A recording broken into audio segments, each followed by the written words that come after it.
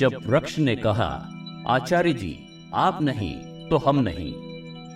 गुरु प्रेमियों, किसी महापुरुष ने कहा था, परमात्मा कहाँ है, कैसा है, मुझे नहीं मालूम, परंतु मैं अपने गुरु को जानता हूं और मेरे परमात्मा तो वही हैं। गुरु प्रेमियों, एक बार को तो हो सकता है कि हमें परमात्मा के दर्शन हो जाए, परंतु अगर कृपा न हो तो गुरु के चरणों में स्थान मिलना असंभव है। आज की गुरु स्टोरी भी निश्चित आपको गुरु प्रेम और श्रद्धा से भर देगी। गुरु प्रेमियों, आधुनिक भौतिक विज्ञान के परमपिता कहे जाने वाले वैज्ञानिक एल्बर्ट आइंस्टाइन ने दुनिया को यह कहकर चौंका दिया था कि परमाणु में बसे इलेक्ट्रॉन्स अथवा विद्युत अणु दृष्टा की मनोस्थिति के अनुसार अपना आचरण बदलते हैं। अर्थात जब हम किसी फूल को देखते हैं और निहारते हैं, तब फूल के अणु हर्षित होकर नृत्य करते हैं। वहीं जब हम उसी फूल को धिक्कारते हैं अथवा कोसते हैं, तो वही अणु आक्रामक होकर इधर उधर दौड़ते हैं। इसीलिए हमारे ऋषि एवं सद्गुरु कह गए हैं कि हम ही हमारे भाग्य का निर्माण करते हैं, अतः हमें हमेशा अच्छा सोचना चाहिए। अच्छा सोचेंगे तो अच्छा होगा।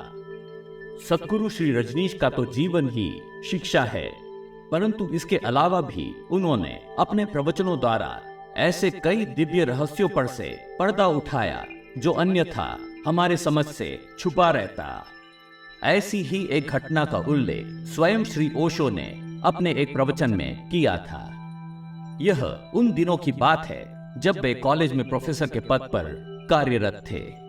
शुरुआत के दिनों में वे साइकिल से जाया करते थे और प्रतिदिन एक गुलमोहर के वृक्ष के नीचे साइकिल खड़ी किया करते। अगर समय होता तो वे उसी पेड़ के नीचे ध्यान भी करते।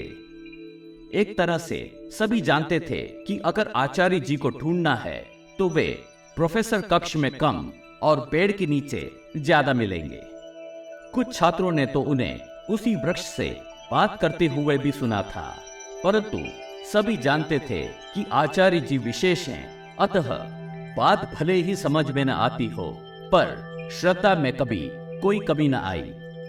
कुछ वर्षों बाद जब श्री रजनीश की पूर्व जन्म की माता जी माँ मदन पारेख आनंदमयी माँ ने उन्हें कार भेंट की, तो आचार्य जी उसे भी उसी वृक्ष के नीचे पार्क करने लगे, जिससे कॉलेज प्रशासन थोड़ा रुष्ट हो गया।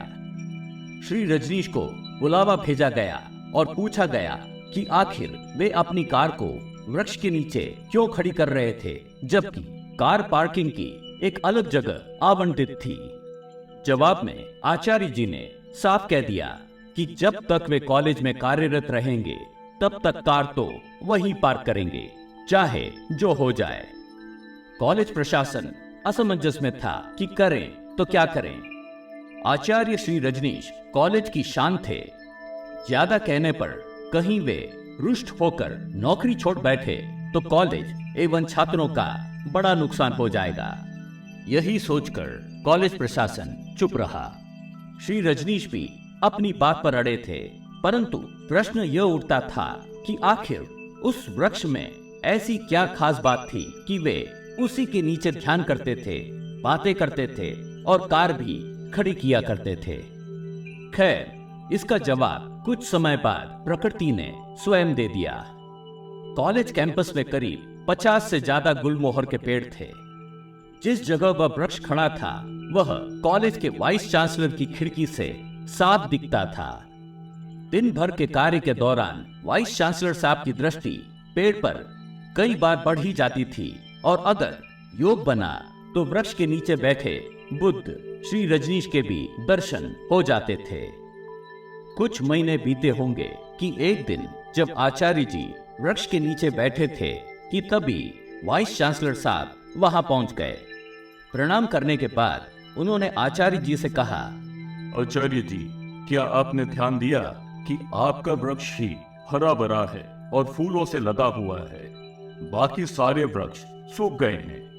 आज मैं माली से पूछ रहा था कि आखिर कारण क्या है। उसने बताया कि शायद पेड़ों को कोई रोग लग गया है, इसीलिए वे सूख गए हैं। परंतु चलो मान भी ले कि ऐसा है, तो सिर्फ यही वृक्ष कैसे बचा रह गया? श्री रजनीश की तरफ देखते हुए वे आगे बोले, आचार्य जी, मुझे तो लगता है सिर्फ आपकी वजह से यह वृक्ष बच गया। हो न हो आपकी उपस्थिति इस वृक्ष को अनुकूलता प्रदान कर रही है। हमेशा की तरह श्री रजनीश बस मुस्कुरा दिए, परंतु इसके बाद जो हुआ वह बेहद आश्चर्यजनक है।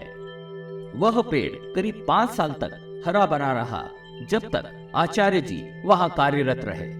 परंतु जैसे ही उन्होंने प्रोफेसर पद के कार्य से निवृत्ति ले ली, उसके सिर्फ 2 महीने बाद ही वह वृक्ष सूख गया। यह बड़ा दुखद तो था ही, परंतु आश्चर्यजनक भी था। करीब 2 साल बाद जब आचार्य जी का कॉलेज आना हुआ, तब वाइस चांसलर साहब ने पूरी बात उन्हें बताई। इसी विषय पर बोलते हुए श्री रजनीश ने कहा था कि सृष्टि की हर चल अचल वस्तु एक अर्थ में जीवित है। जिसे आप जड़ समझते हैं वह भी जीवित है, क्योंकि पूरी पृथ्वी जीवन है। आधुनिक विज्ञान का हवाला देते हुए श्री रजनीश कहते हैं, आपकी सोच की तरंगों से आपके संसार का निर्माण होता है। उदाहरण के तौर पर जब एक लकड़हारा कुल्हाड़ी लिए वृक्ष की तरफ बढ़ता है, तो वृक्ष का एक एक पत्ता रोम रोम उसकी उपस्थिति से विचलित होता है। परंतु वहीं जब एक साधु या बुद्ध पुरुष उसी वृक्ष के नीचे स्थान पाता है, तब उसी वृक्ष का रोम रोम प्रफुल्लित और आह्लादित होता है। विशेष बात को सर्वसाधारण करते हुए श्री रजनीश कहते हैं कि शायद उस वृक्ष के साथ भी यही हुआ होगा। वे आगे कहते हैं, उस वृक्ष के साथ मेरा कुछ समय बंधा होता था जब मैं ध्यान करता। स्वाभाविक है वृक्ष को यह अच्छा लगा होगा। मेरे कार्य से निवृत्ति के बाद कॉलेज जाना बिल्कुल बंद हो गया, अतः हो सकता है कि वह वृक्ष इस वियोग को सह न पाया हो। गुरु प्रेमियों, बात जो भी हो, पर एक बात तो निश्चित है कि वृक्ष ने अपने ही ढंग से बता दिया था कि आचार्य जी आप नहीं तो हम नहीं। इसी प्रवचन में श्री रजनीश ने आगे कहा था कि साधक को चाहिए कि प्रकृति को मां समझें और प्रकृति प्रदत्त हर वस्तु का निरंतर सम्मान करे।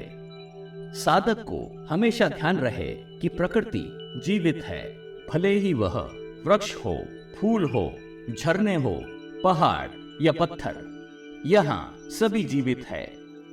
जब साधक यह जान लेता है तो उसके अनुभव में वह यूनिवर्सल कॉन्शियसनेस अर्थात सार्वभौमिक चेतना का हिस्सा बन जाता है, जहां कुछ भी अपना पराया नहीं होता।